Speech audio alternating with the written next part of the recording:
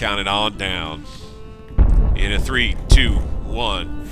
Another brand new intro video. Welcome back, guys. Hey, it's Bank 60s, your humble and gracious host. Humble and gracious as ever, and welcome back. Here we are once again as we continue this alternate history reliving of the American Civil War thanks to Grand Tactician. And it's Grand Tacticians, the Civil War, 1861 to 1865.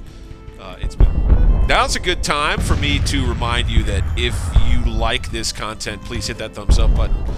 Subscribe to my channel. I'm doing regular updates on this game and others, projects that I have kind of going parallel to one another. Hit that bell notification to find out every time I drop a new video. We're having fun here, man.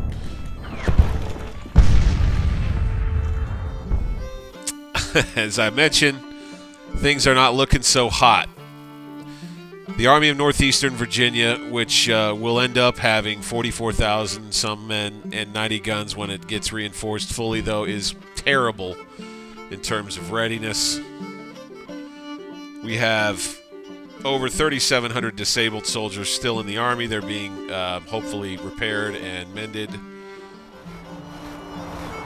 We're on the move, I think, chasing these guys. And we're going to head back to Marietta, Ohio, because they have troops up here. They've taken Wheeling, and they may be going for Pittsburgh.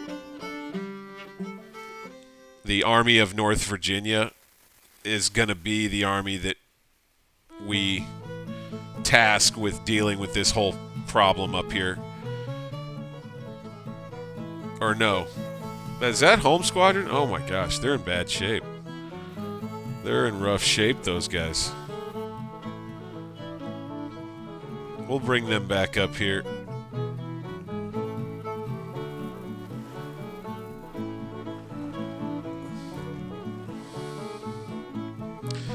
They should be able to make it there without any trouble.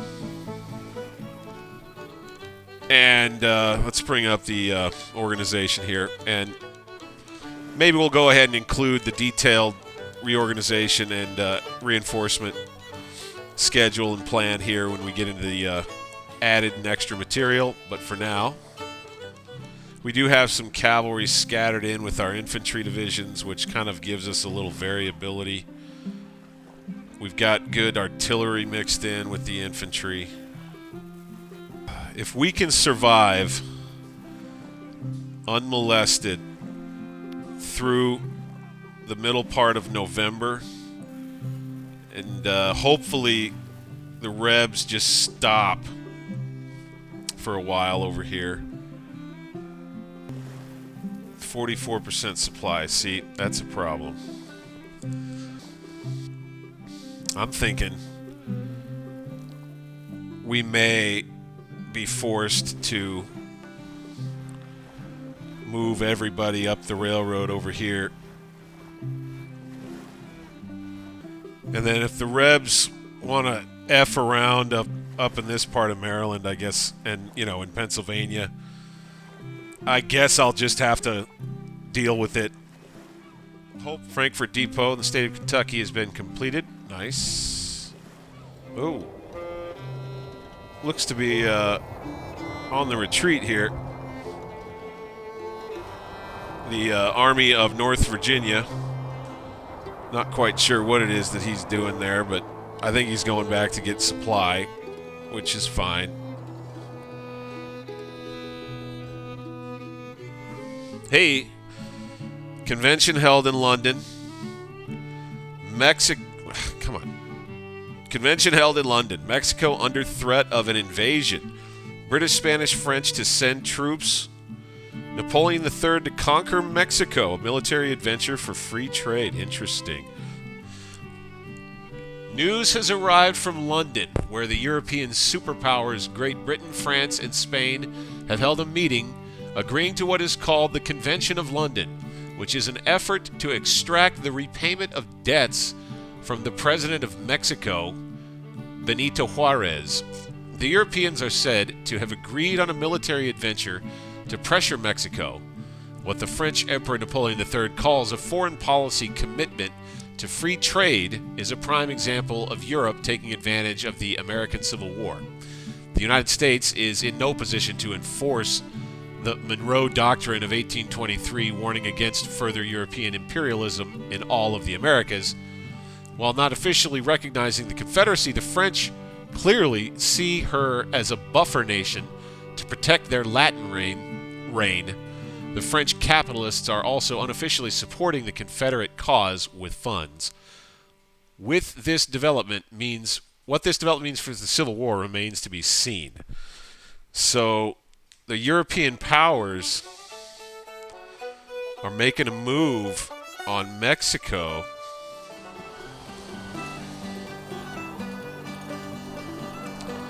I think I'm going to take part of the Army of North Virginia, the part under Mansfield. And so our problem right now, frankly, is that we need more generals than we have.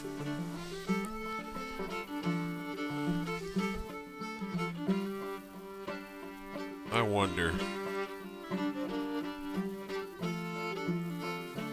McClellan. Who do I have to replace him with? Nobody. So Sanford is a major general that we could bring back. And then all we have is colonels, captains, lieutenants. I guess we could have brigades that are led by lieutenants. We just kind of need the additional troops. I think what I'll do here... There we go. I like that right there. Recruit. We could upgrade them. A Hall rifle breech loader. Interesting. How many of these we got? 3,000 of them? Yeah. The Hall rifle. So this will be a well-equipped army out here. 11 days. We'll be up to 12,277 men with 12 guns. Heavy cavalry army. Army of Tennessee as of October 24th. 6,500 men, no guns. So we got them outmatched as far as troop strength over here. What I'm worried about...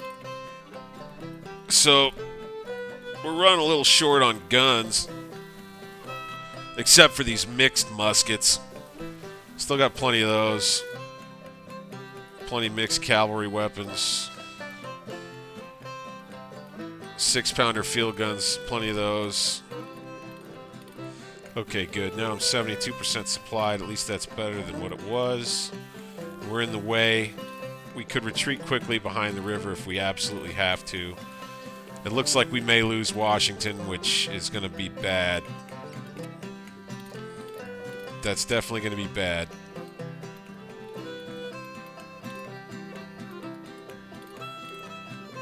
Readiness for the Army of Northeastern Virginia is not going up quickly. Iron produced in foundries, leather, livestock produced in farms is bought at high prices. Try to build companies that increase pre-goods supply.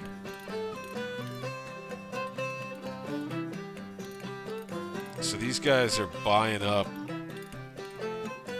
Everything costs more.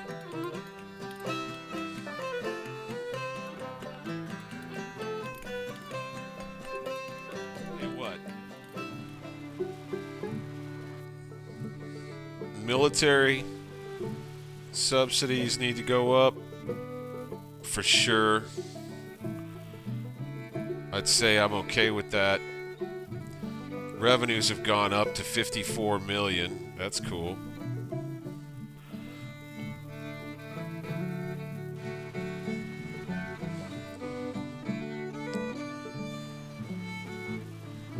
I'm in a recovery. Interest rates are down. Good. Unemployment's all the way down to 5.4%. Well, that helps. Our businesses aren't making any damn money, and everything costs more. Hey, I've got another perk. Okay. Let's pause it while I consider this for the Army of Northeastern Virginia. If there's anything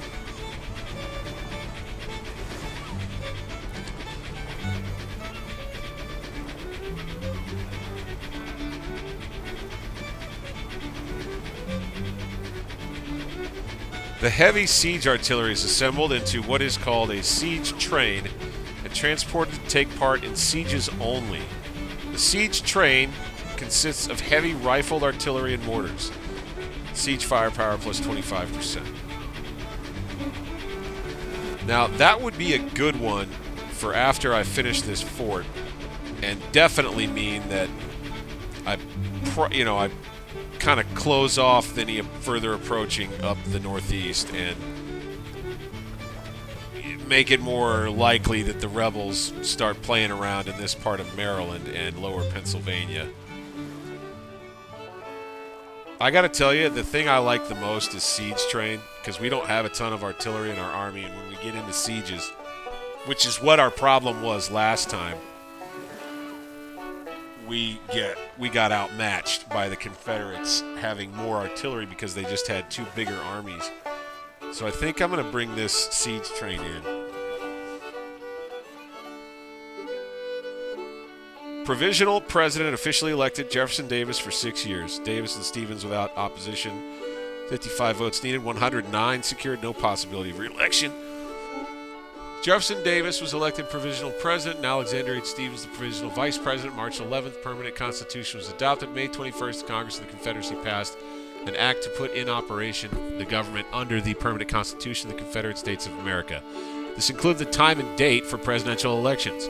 In this election, Davis and Stevens ran without opposition. The election effectively confirmed the decision that had been made by the Provisional Confederate Congress earlier in the year. 55 electoral votes were needed to win, and Davis secured a total of 109 with 97% popular vote. This result can be considered unanimous. Unlike in the United States, in the Confederacy, the president could not be re-elected after serving for 6 years.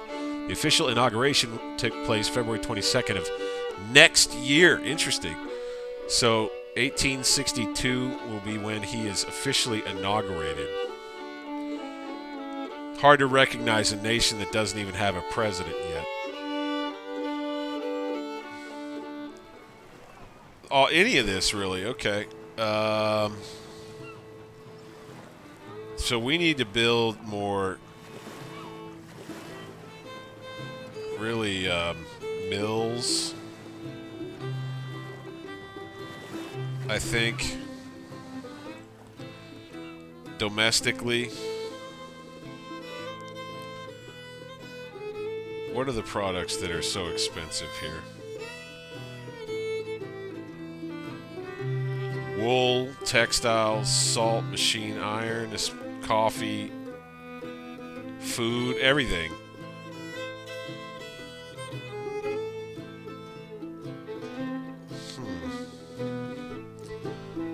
So we need to be able to produce more of that? Is that kind of what I'm gathering here? We've issued more bonds.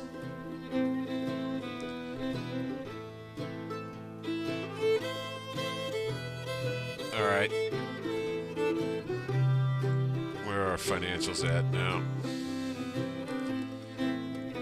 Interest rates are going up. National debt's up. We got 16 million. Total expenses 504 million. Well, our revenues are going up.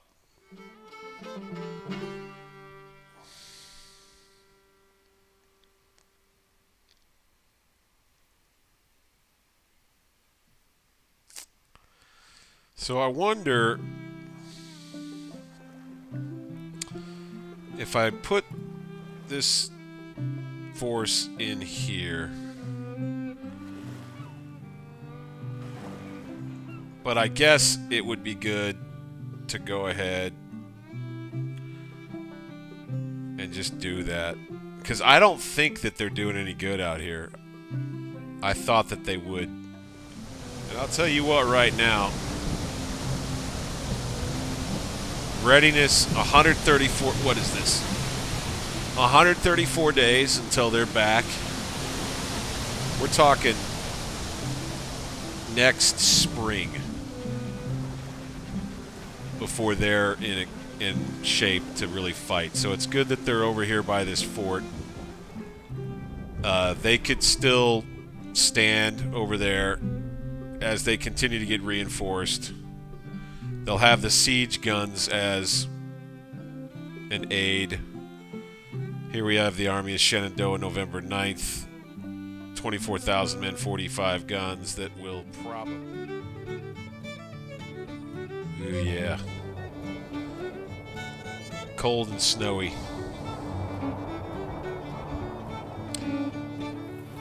So, how are we doing here?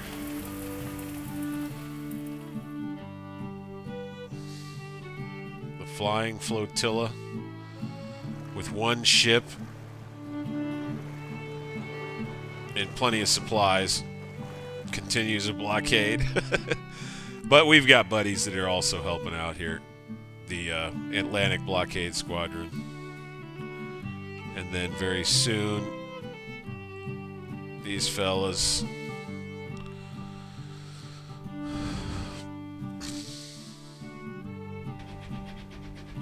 Oh, it says I'm in a battle.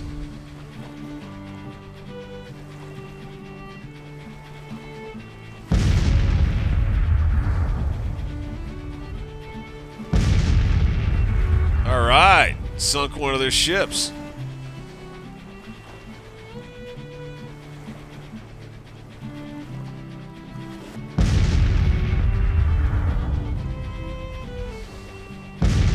Our ships have way more guns than theirs.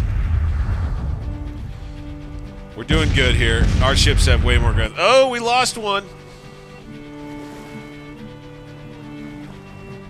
The USS Iroquois is the, and they lost another ship sunk.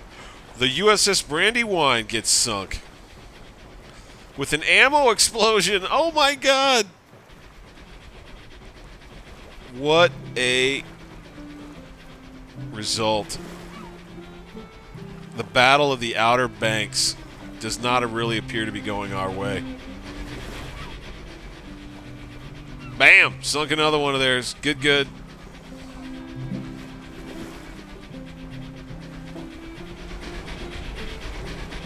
I guess we know where their damn navies were all hidden around here. Oh my God, look at this. They got 5 more ships. Okay, but I've got 5 of mine taking part this time. That battle is going to work out okay, I think, for us. Battle of the Outer Banks has ended with the Savannah Squadron retreating. The engagement was a complete victory with the enemy fleet thoroughly whipped. 3 or how many ships? 1 ships have been sunk, 1 ship's captured. Condition of the enemy fleet is believed to be good. The condition of my fleet, good. Okay, good. But, as a matter of fact, that's not really true, because our readiness has fallen significantly. And we have no ability to do any kind of blockading anymore. Maybe that's what they were trying for the entire time. So now, these ships are going to have to come back, I think, for us. Whoa, shit. God damn it. So they came over here with the Army of the Shenandoah, and they kicked us out. Back to Pittsburgh we go.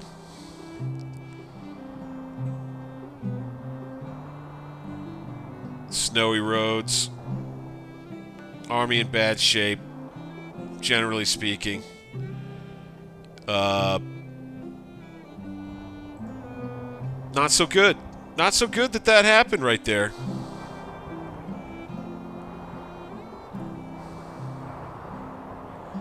we'll get back to Pittsburgh and we'll reset.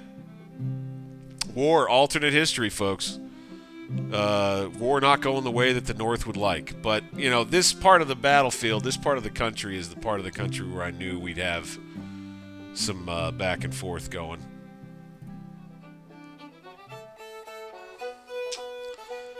Rebs breaking West Virginia wide open over here. This is a bit of a problem, I cannot lie.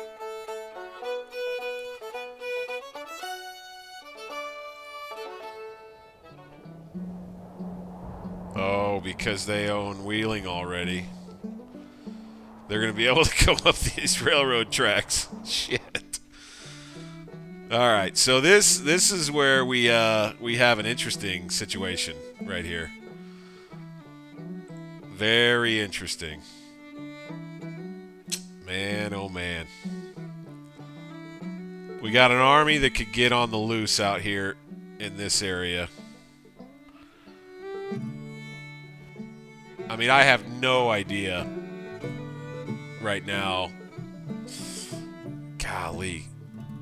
They kind of got to retreat all the way to Cleveland, I think.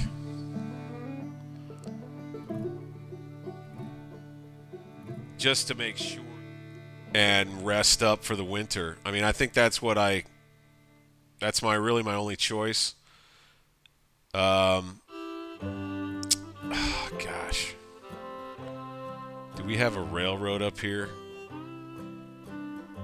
Yeah, okay.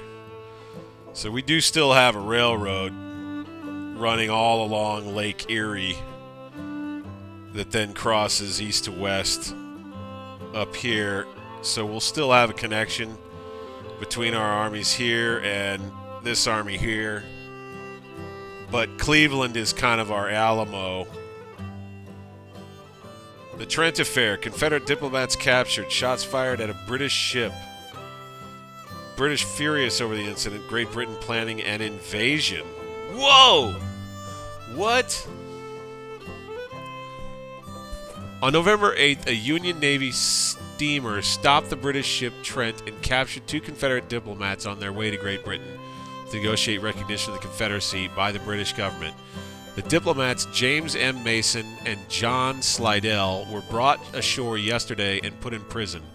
While in the North, the action is celebrated as just and manly, the British are furious over the incident. It's said that this incident, if not resolved quickly, could lead to a deterioration of relations between the British and the Union. There are reports of British troops preparing to mobilize with the British forces in Canada under General Sir Fenwick Williams, being strengthened and receiving tens of thousands of rifles, as well as an invasion fleet being constructed 24 hours a day, 7 days a week in England. It is clear that a confrontation between the British and Union is a real possibility. The political leadership in the South is furious as well, but at the same time, hopeful that this incident will infuriate the British so far so as to cause official recognition of the Confederacy. Whoa. And then, I mean, in all honesty, if I can survive the winter without too much trouble and get the Army of Northeastern Virginia back in good fighting shape, have Patterson and his men back on the attack straight down the pike at this weakened front with just the Army of the Potomac here, we may be in a good spot. I think what I'm going to do here, which could become somewhat controversial, is we've got Mansfield transferring back into the Army in 3 days, fine, is add some more troops to the Army. Both Keim and Baker will get a new brigade. We'll promote him.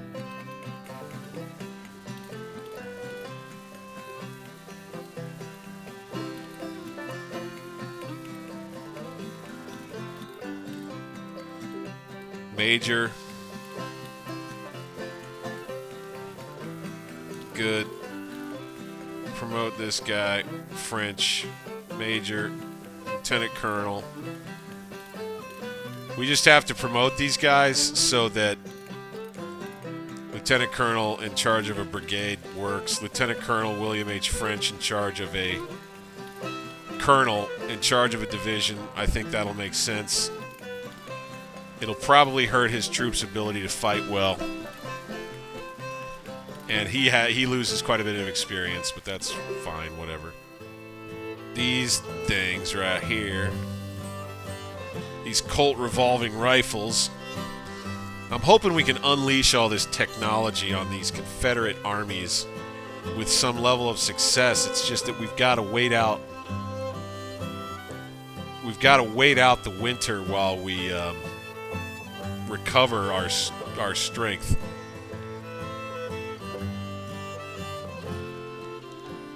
I will say it makes sense.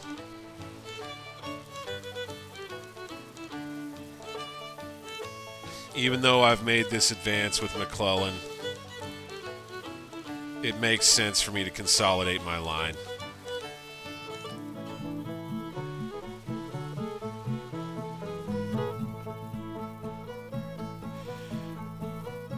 The relations to France are currently 36%. Estimated 22,000 men have been recruited in 12 brigades. The following units have been formed. Army of the Oconee, supposed to operate in Georgia. 2 new ships have started construction in shipyards. The morale of the Confederate Army is currently 88, with a change of -12 recently. Our intelligence indicates the enemy is mostly defending his land. Okay. The other thing... Oh, we've got a perk we can add. Interesting. All right. So... let's do... partisan brigades for sure.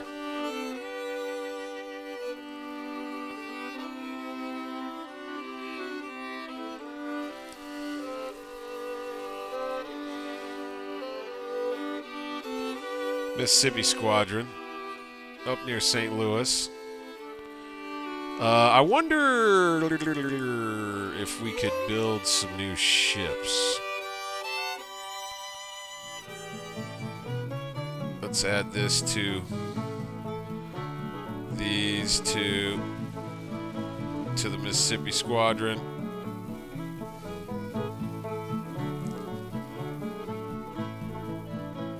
Double ender. Let's build another one of those. Of course, our finances are probably going to be terrible. Hey! Whoa. Revenues have gone way up. Interesting. Let's see in the markets. Oh, I see.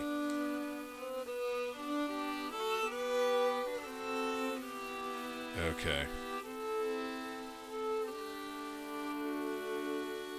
So, what we should do, I think, is lower tariffs some more.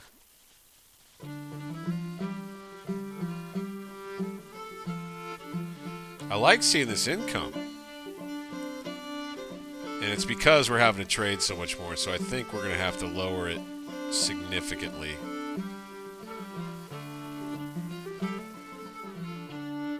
And then we got to hope that the economy continues to stand strong.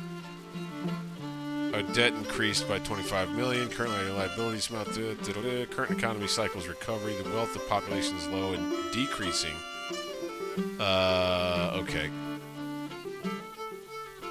Last month, 2 buildings were constructed. 2 ironworks, good. Total export volume last month was 35. While 52 million worth of goods was imported. Yeah, that makes sense. Average corporate production over the last 3 months was 1.2 billion, change of plus 238 million. Okay, good. Cool. No overproduction of products is noticed. Okay, good. So we're having to import more stuff. Our trade is trade balance is going in the negative significantly.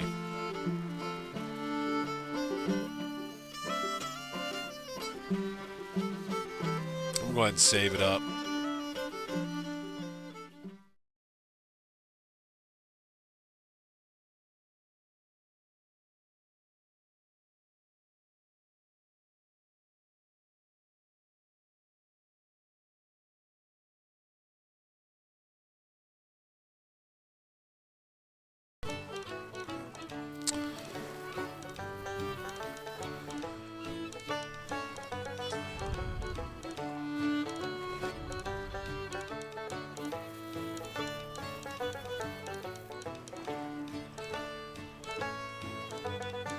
Everybody's got Springfields.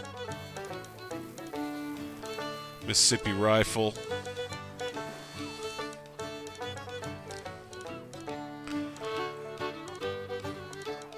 Springfield. Springfield, good. 4 days. 15 days.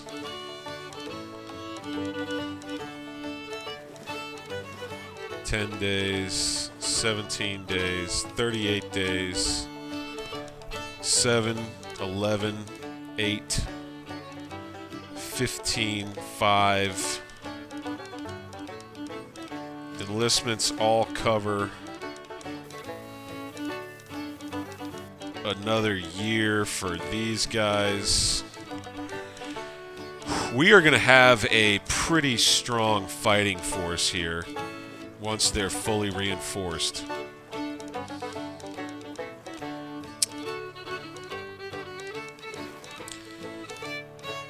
I think I'll add another infantry unit here.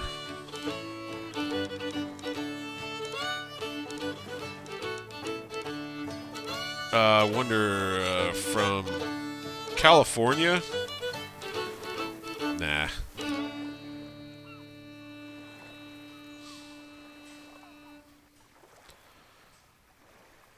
We'll bring him in from...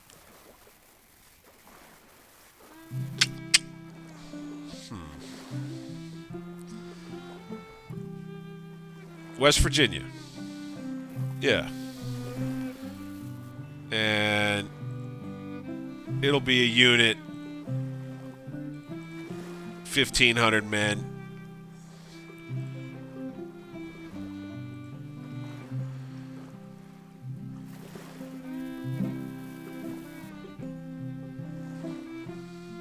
We'll make their uniform like that. They'll be, blue and blue. Normal looking. Let's do it. Another 1,500 men there. We do have... Everything costs more.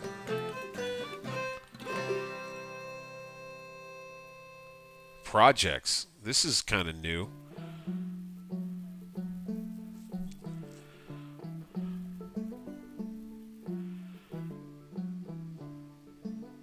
Finance political reforms that will allow more efficient policy making in the long run.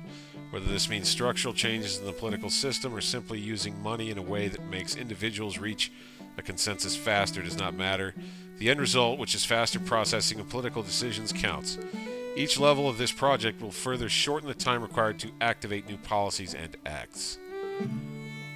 Alright, so...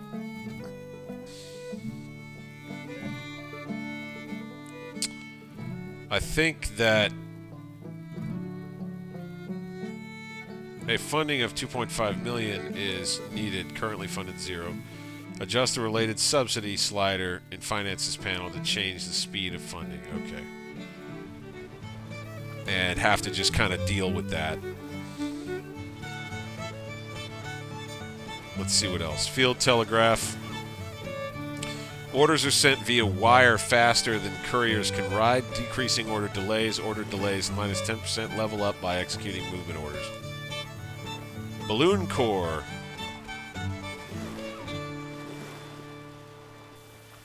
Intelligence gathering plus 25%.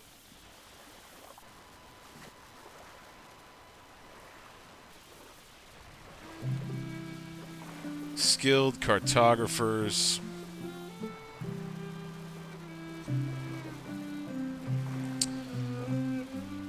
Copying the French invention, it's possible to break free from the heavy logistical chain. Its simplicity is to carry more rations and less clothing and tents to allow longer and faster marches. Movement speed plus 10%, maximum supplies plus 50.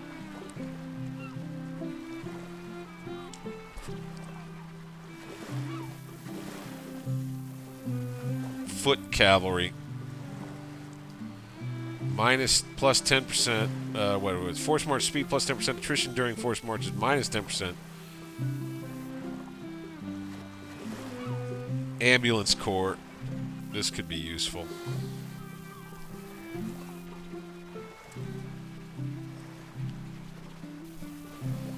Proper organization of the ambulance system, rooting out corruption and unwillingness to gather wounded soldiers in the first stop, or is the first step towards proper medical care to wounded soldiers. Speed reduction due to wounded soldiers is minus 25%. Mortality rate of wounded is minus 10%. Level up by attending the wounded. So that wouldn't be a bad thing to just have. Pontoon train. Pontoon bridges are used to quickly cross rivers. We don't have a lot of rivers in front of us right now. Sappers and miners. Soldiers in the armies include many with mining background, organizing these men to sap towards enemy fieldworks. So, nah. A land torpedo is an anti-personnel explosive, a barbarous subterranean booby trap to hinder enemy movement, especially to cover withdrawal. Skirmishing efficiency plus 5%. Enemy movement speed within range minus 10%. Level up by skirmishing. Oh, interesting.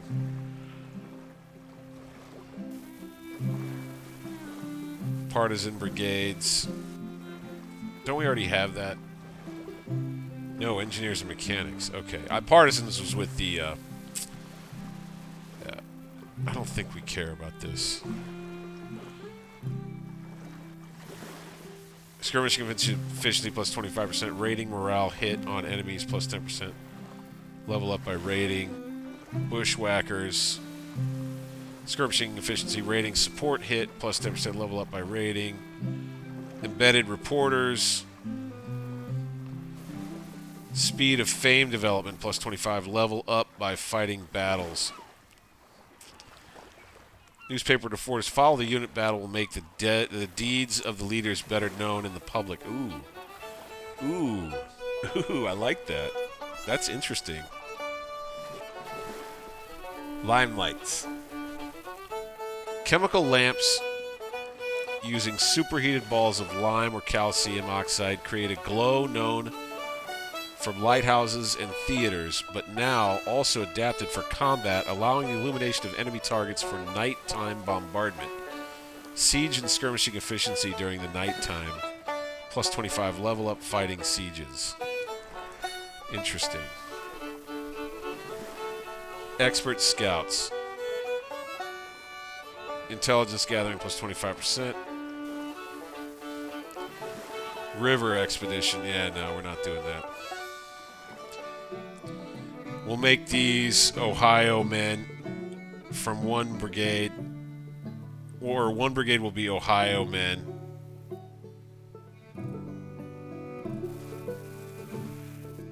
And they'll be 1,500 strong. We'll do this uniform, and we'll make it blue like that. Although, actually, I'm going to change it up, and I'm going to make it a light blue top and a dark blue bottom. And I'm thinking about maybe doing that from here on out, frankly. Hopefully a uniform change means a change in fortune. Here we go, an infield rifled musket. Let's do it. They'll be there in 12 days. Good. Let's add a new brigade to Baker.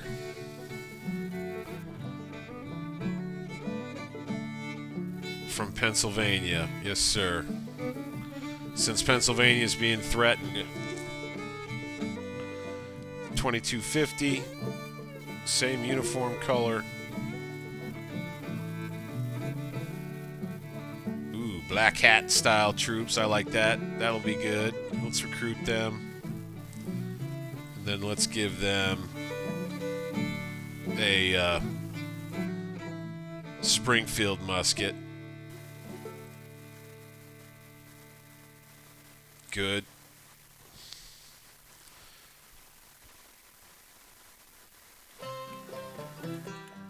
Let's bring in some more artillery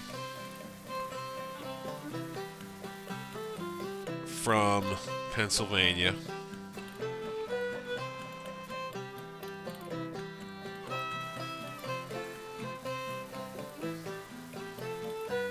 Yep. I don't think we have enough to... Oh, here we go. Hey, we got quite a few 12-pounders there.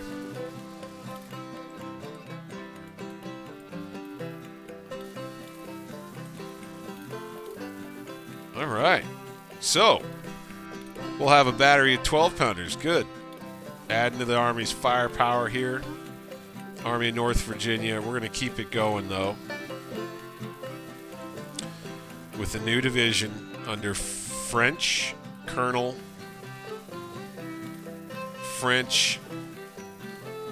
Just want volunteers. And we're going to, you know, basically we're going to have a bunch of officers that are not qualified to command these units. But that's okay.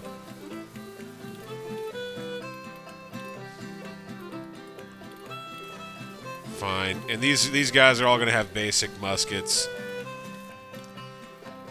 We just need to fill out the ranks with troops, and they won't be very well led. Colonel Howe. And then, what do we have? What do we have? Not much left from, so Pennsylvania can still give us a cavalry unit, I think. 500. Yep, that works.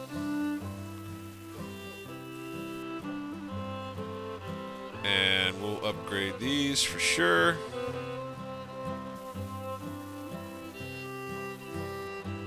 Burnside carbine, good.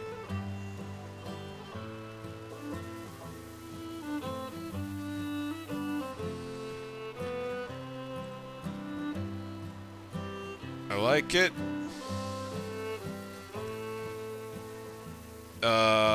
Let's keep adding troops. New division, right? So we can bring troops in from Tennessee. Wow. Eastern Tennessee. These Tennesseans are going to be special. They'll be looking like this. They'll have their dark gray top on with the dark blue pants. There'll be a brigade of 1,500 of them. And they'll have their mixed muskets with them under French. We definitely want to promote. We'll have a major in charge of that unit. Major Gilbert in charge of this brigade.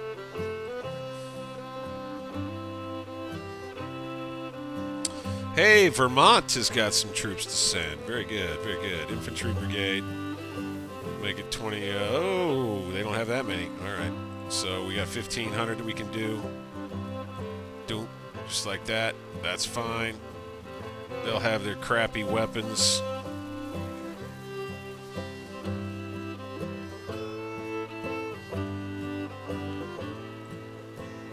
Then we'll do another Pennsylvania cavalry unit of 250 men.